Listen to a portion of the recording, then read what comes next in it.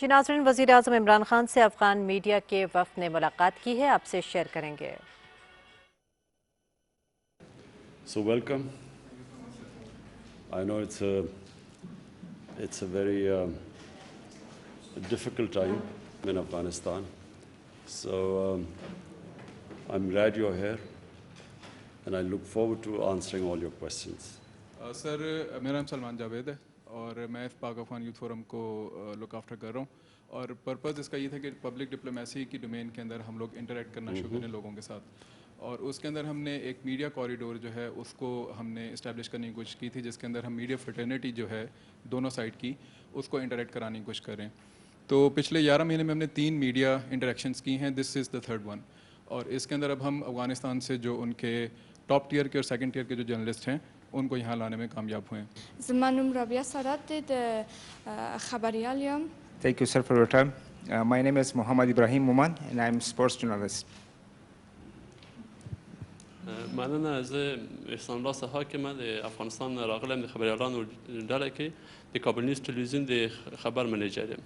Salam, my name is Ali Akmal. I am a journalist in Afghanistan and good to see you.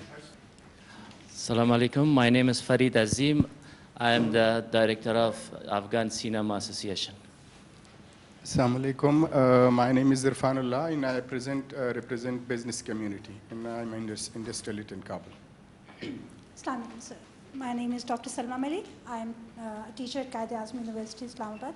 I am part of the mentor group of the PYF. Assalamu alaikum ji. I am Dr. Shabana Fiaz. I am heading the Defense and Strategic Studies Department, Qaid-e-Azam University, and I'm also part of the Pak-Afghan group.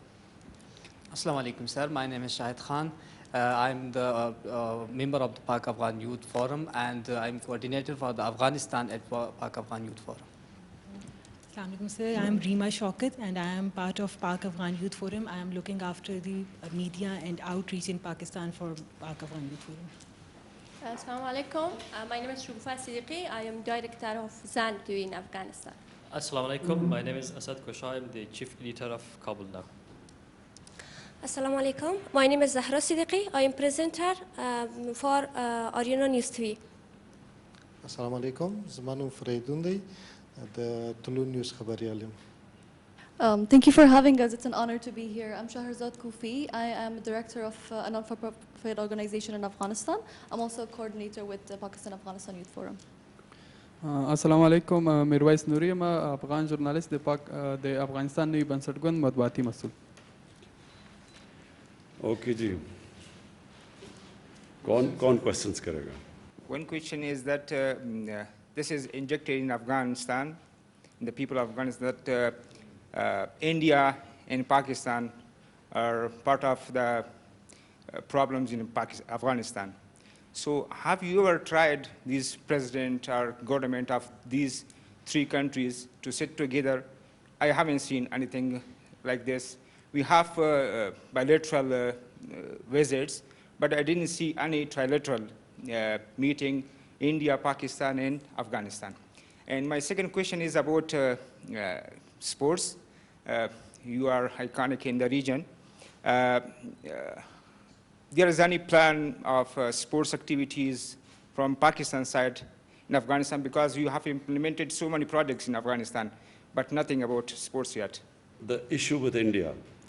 The problem we face with India is that on the 5th August 2019, India unilaterally discarded the United Nations Security Council resolution and took away the statehood of Kashmir.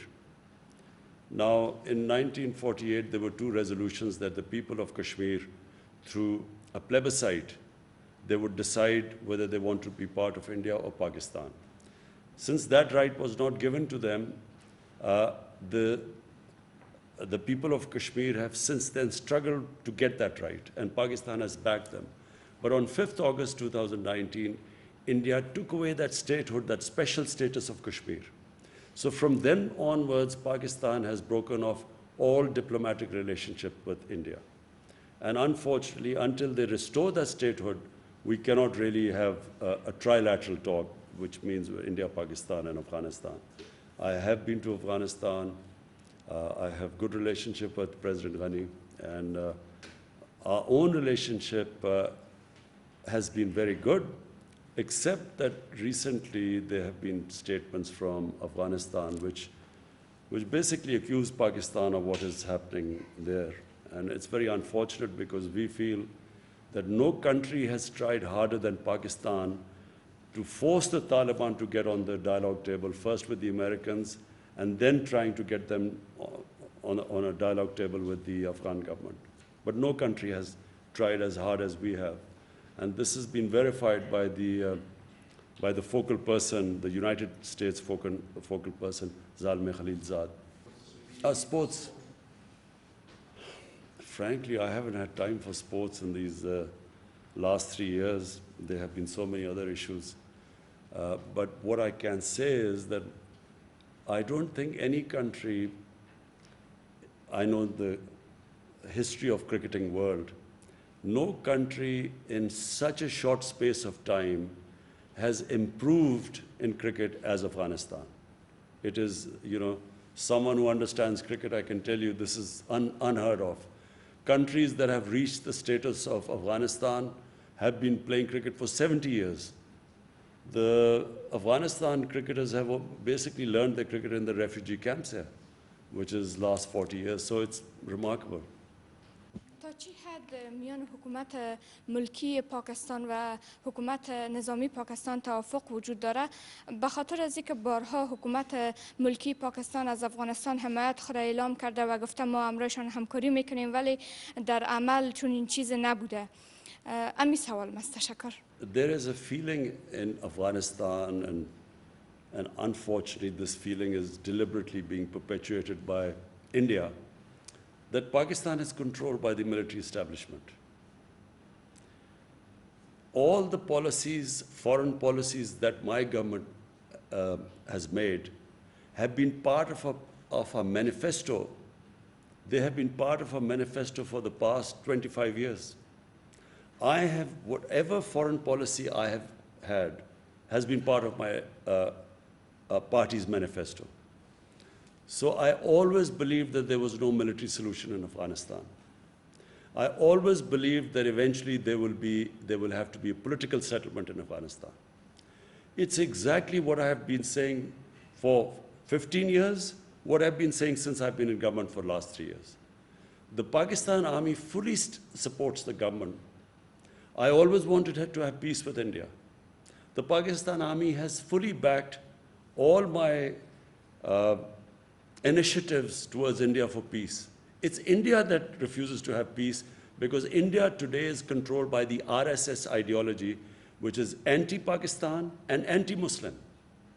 And it is shown in what they have done in Kashmir. And if all you have to do is see what happens in India to the Muslims, the cow vigilantes who kill Muslims in the streets never get convicted because they are supposed to have eaten cow. And the suffering which especially Muslims, but also other minorities like Christians, they feel because of this Hinduvta, RSS ideology.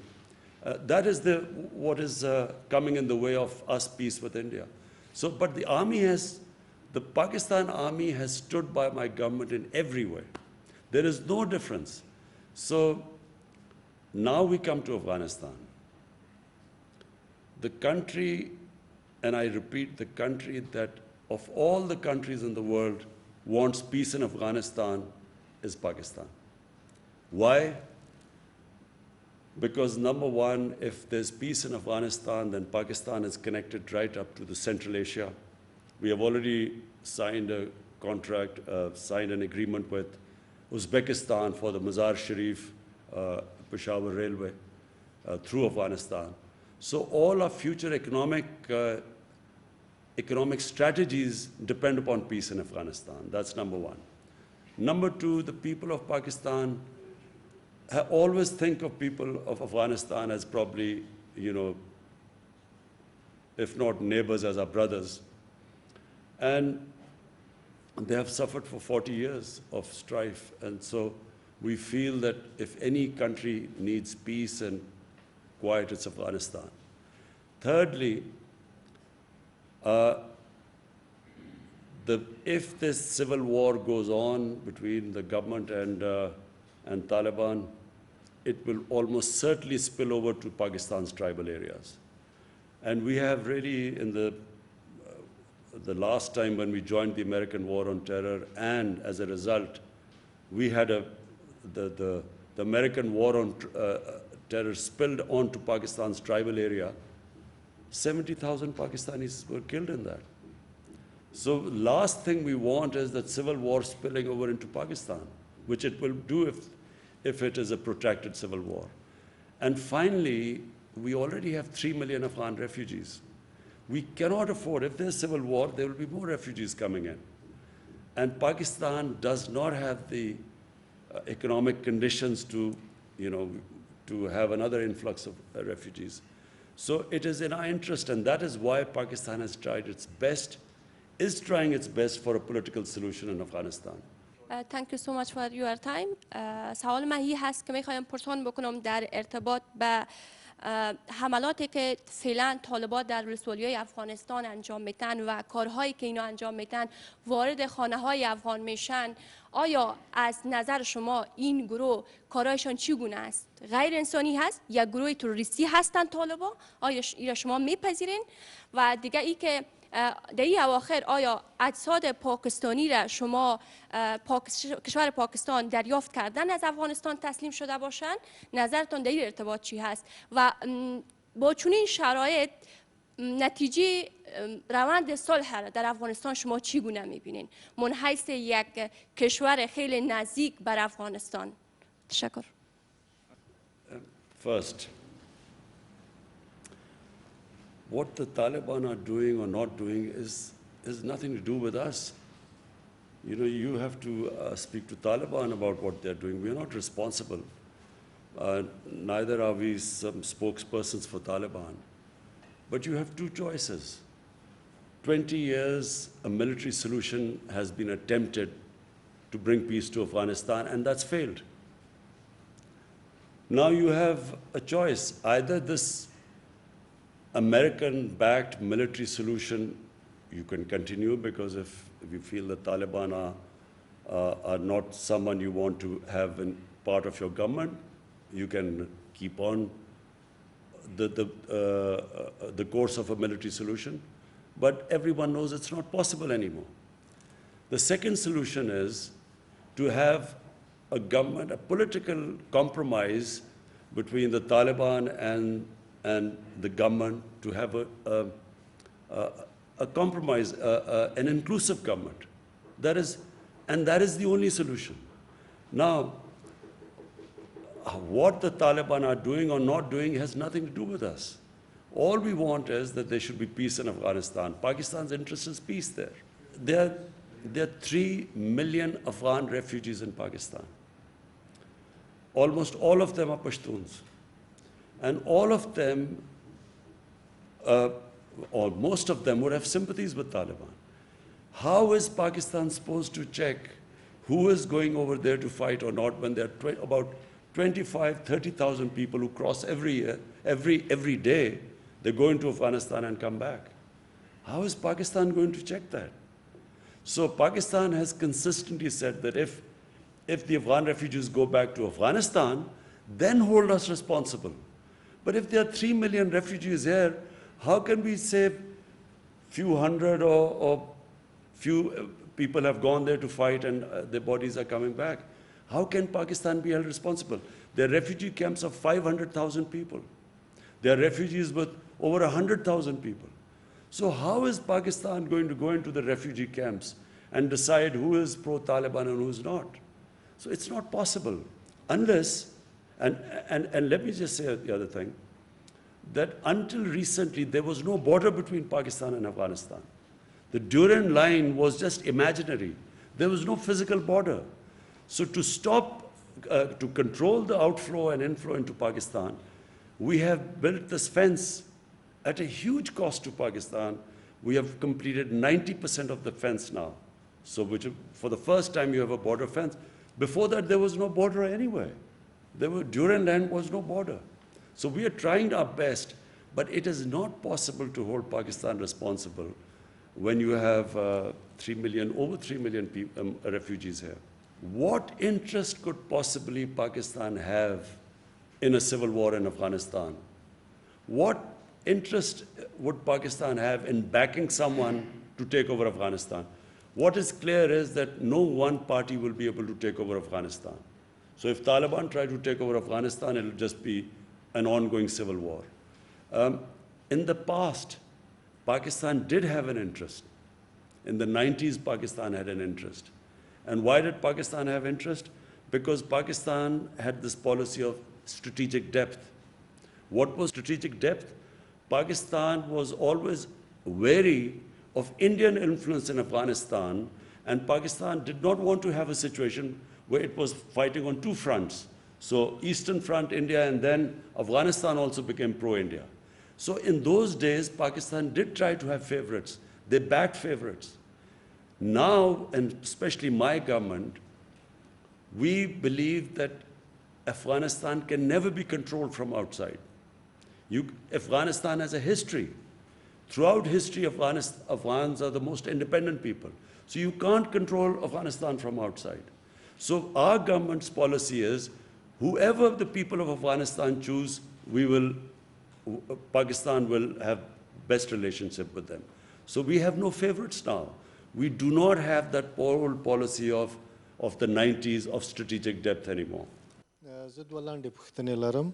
یو تاسو ولسمشر غني سره په ازبکستان کې لیدلی وو او وروسته د هغې د افغانستان او پاکستان اړیکې خرابه شوې. دغه لیدنو کې تاسو څه وویل؟ او بل د سلسله الخیل په اسلام آباد کې برامته شوه. د هغې قضیې په اړه که معلومات ورکړئ چې دغه د چا لخوا اختطاف شوې وه، برامته شوې وه، ولې برامته شوې وه او د څه دلیل له مخې؟ ډېره مننه. First thing is that whatever I'm telling you, I told President Ghani. I told him that Pakistan, President Ghani felt that, we should try and stop the people going across. We told them that we can have a joint, we will have a joint inspection. You tell us where people are crossing, we will take action. We assured him about that. Because we know that all the fighting people, if half of Afghanistan is with Taliban, what would they be doing in Pakistan? They talked about families of Afghans, of Taliban in Pakistan. The question is, should Pakistan put their families in jail? What is Pakistan supposed to do with their families if they're here? And then, if there are few Taliban leaders who have families here, the only leverage we have is because of that. The reason why they actually had talks with the Americans and Pakistan was able to make them have talks with the Americans was because of this leverage. If you put them in jail or if you take action against them, that leverage goes. But more importantly, I got the impression that somehow the Afghan government feels that we should take some sort of a military action against, force whoever the Afghan or, the few pro-Taliban people or Taliban leaders are here. But so number one, we will do everything, but we will not use military force anymore in Pakistan. As I said last time, we were fighting someone else's war and we ended up 70,000 Pakistanis were killed. So there is a consensus in Pakistan that we will not use military action. Short of military action, we will try our best. How much ever pressure they want us to put on the Taliban, we will, because it is in our interest there's peace in Afghanistan. But we will not use military means. We are clear in Pakistan about that. The ambassador. So, we have detailed now through the Safe City cameras, we have detailed, charted out the exact path taken by the daughter of the ambassador. And, the taxi drivers, the taxis which the ambassador's daughter took, we got through the cameras, we got the numbers of the taxis, we called those people up, they've all been interrogated. They have, so unfortunately the explanation doesn't tally. the ambassador's daughter says and what the cameras show, where she says that she was put in a taxi and taken away and they was beaten up. But there is a picture of that taxi and she's sitting there and she's fine. And the driver was called up and the police officer showed. So unfortunately, we didn't get the answers because the police has now all the record, charted all the areas where she went. And it doesn't tally with what her accounts are. There's a discrepancy there. And unfortunately, they went back, so we have no way of confirming what happened. But the account of the ambassador's daughter does not tally with all the cameras which show her going into the 3 different taxis. The taxi drivers were interviewed, got into the police station. It does not match there. Sir, Yeah. Afghan government has requested for a team to visit Pakistan for sharing this investigation, and we have conveyed our concurrence for that team to visit next week. So you've heard that there's a team coming from Afghanistan. We will give them all the information they want. We will give them the pictures from the safe city cameras, exactly the movements, and so that they can go and ask the questions to the daughter when they go back. بخیر تشکر از این میکنم که فرصت گذاشتین وقت گذاشتین بر ما. میخوایم سوال داشته باشم در قسمت پروسه صلح افغانستان. این که پاکستان بارها گفته که ما در قسمت پروسه صلح با افغانستان صادق هستیم و همکار هستیم. پس مراکز مشورتی طالبان فعلا در قلمرو پاکستان نشان دهنده چی است؟ تشکر. We have consistently asked the Afghan government to tell us where these shuras are and where the hubs are, supposedly where the Taliban are supposed to be. You know, we kept hearing about this when the Americans were conducting operations. There were drone attacks in the tribal areas. Americans were, killing people through drones.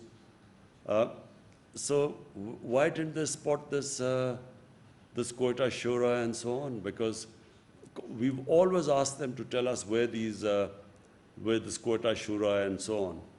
The thing is, if the Taliban meet within the Afghan refugee camps, as I said, one of the refugee camps is over 500,000 people. There's another is 100,000 people and so on. So it's not easy for Pakistan to tell them exactly, who's coming and where. So, this has been asked over and over again, and let me just, in the end, say one thing. The reason why 150,000 NATO troops, the greatest military machine in the history of mankind, the reason why they did not succeed in Afghanistan has nothing to do with Pakistan. It's exactly what the Americans did in Vietnam. When they failed in Vietnam, they blamed, some insurgents from Cambodia or Laos, and they actually bombed Cambodia and completely destabilized Cambodia. But they still didn't make any difference. We were told at one point that the Taliban main sanctuaries were in North Waziristan.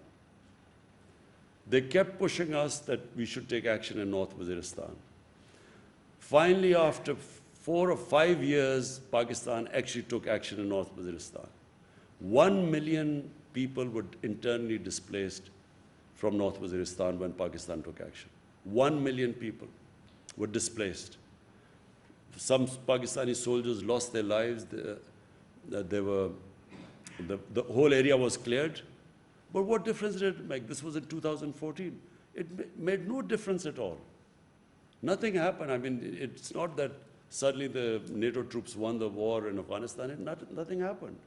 So, this blaming for a flawed strategy, surely the Americans should have started talking to the Taliban from a position of strength.